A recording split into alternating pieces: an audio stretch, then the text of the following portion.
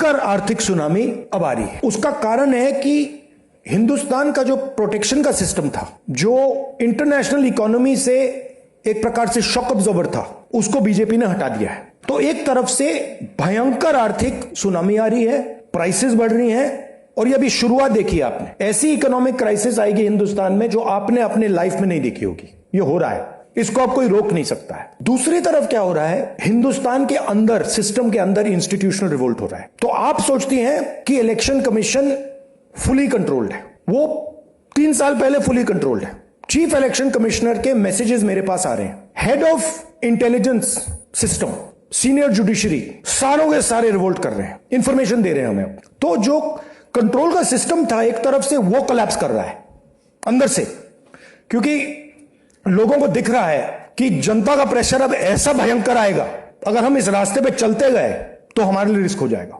आप क्या सोचते हो, अगर जनता को मालूम है कि इलेक्शन सिस्टम रिग्ड है और जनता की मतलब इकोनॉमिक प्रेशर, गरीबी, दर्द के कारण जनता में गुस्सा आ गया, आप क्या सोचते हो कि इलेक्शन कमिश्नर को डर नहीं लगेगा कल क्या होने वाला है? तो अब क्या हो रहा है, सिस्टम अंदर से ऐसे हिल रहा है पूरा।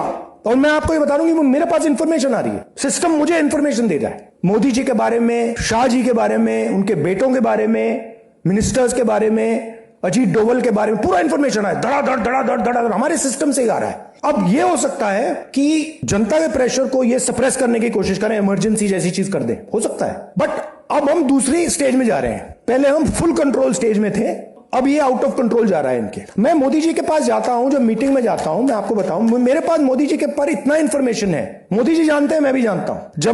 जब मैं उनसे मिलता हूं, भैया हाथ में आप लगाना रहा, हिलना पड़ता है, क्योंकि वो जानते हैं कि जिस सिस्टम को मैंने कंट्रोल किया था वो सिस्टम कोलैप्स कर रहा है और पूरा इंफॉर्मेशन इसको दे रहा है। तो ये डायनामिक चल रही है। और आप देखना, मेरे अंदाजे से, मेरा असेसमेंट है, 1 साल के अंदर मोदी जी प्राइम मिनिस्टर नहीं होंगे।